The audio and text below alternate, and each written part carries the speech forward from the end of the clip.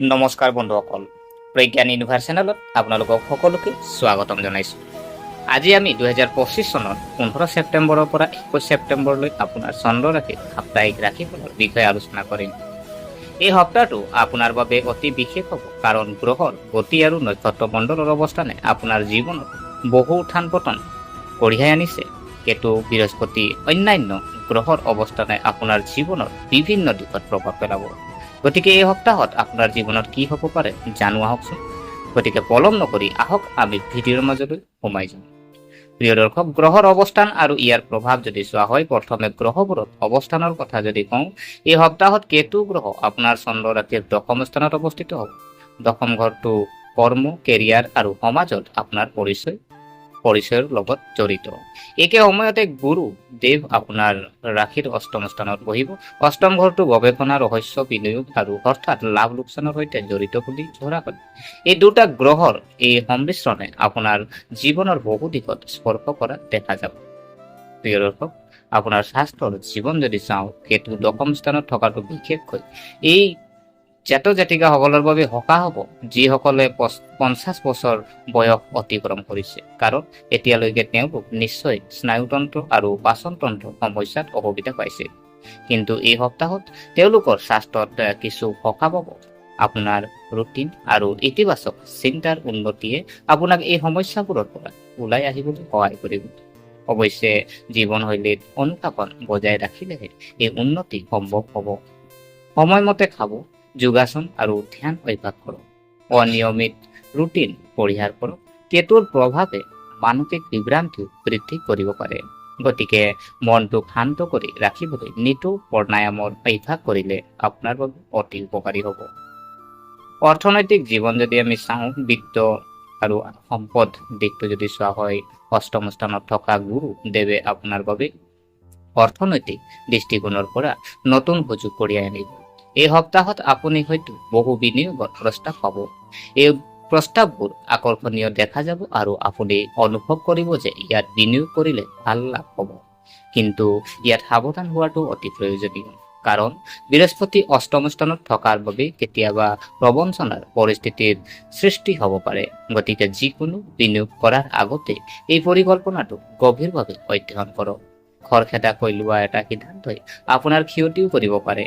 ধৈৰ্য আৰু বুজাবুজিৰে যদি আগবাঢ়ি যায়, তেতিয়া আগন্তুক সময়ত আপুনি আৰ্থিকভাৱে শক্তিশালী হ'ব পাৰিব। প্ৰিয় দৰ্শক, আপোনাৰ পাৰিবাৰিক জীৱন যদি চোৱা হয়, এই সপ্তাহত আপুনি আপোনাৰ ডাঙৰ ভাই ভনীৰ পৰা সম্পূৰ্ণ সমৰ্থন পাব। আপোনাৰ জীৱনত যিকোনো ডাঙৰ সমস্যা সমাধানত সহায়ক বুলি প্ৰমাণিত হ'ব। আনকি এনে বিভ্ৰান্তিৰ পৰাও আপুনি ওলাই আহিব পাৰিব, যিটোৱে আপোনাৰ জীৱনত বহুদিনৰ পৰা প্ৰভাৱিত কৰি আহিছিল। কিন্তু ইয়াৰ বাবে আপুনি তেওঁলোকৰ লগত আপোনাৰ সমস্যাবোৰ শ্বেয়াৰ কৰিব লাগিব। কেতিয়াবা দ্বিধাবোধৰ বাবে আপুনি আমাৰ কথাবোৰ পৰিয়ালৰ আগত নকওঁ। এই সপ্তাহত এই সংকোচ এৰি ভাই ভনীৰ লগত মুকলিকৈ কথা পাতিব। তেওঁলোকৰ সমৰ্থন আপোনাৰ বাবে এক আশীৰ্বাদ হিচাপে প্ৰমাণিত হ'ব। পৰিয়ালৰ পৰিৱেশত শান্তি আৰু সম্প্ৰীতি থাকিব, কিন্তু কেতিয়াবা সৰু সৰু কথাক লৈ তৰ্ক হ'ব পাৰে। এনে পৰিস্থিতিত সংযম বজাই ৰখাটো উপযুক্ত হ'ব। বিদেশ ভ্ৰমণ আৰু কেৰিয়াৰ যদি চোৱা হয়, বহিৰাজ্যলৈ যাব বিচৰা জাতক জাতিকাসকলৰ এই সপ্তাহটো বিশেষ হ'ব। ইংগিত পোৱা গৈছে যে কামৰ লগত জড়িত বিদেশ ভ্ৰমণলৈ যাবলগীয়া হ'ব পাৰে। এই ভ্ৰমণ আপোনাৰ কেৰিয়াৰৰ বাবে উপকাৰী বুলি প্ৰমাণিত হ'ব।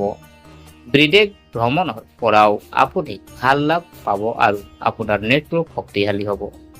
যিসকলে চাকৰি সলনি কৰাৰ কথা ভাবি আছিল, তেওঁলোকেও এই সপ্তাহত ভাল অফাৰ পাব পাৰে। দশম স্থানত কেতুৰ উপস্থিতিয়ে আপোনাৰ কেৰিয়াৰত নতুন নতুন কথা পৰীক্ষা নিৰীক্ষা কৰাৰ সুযোগ দিব।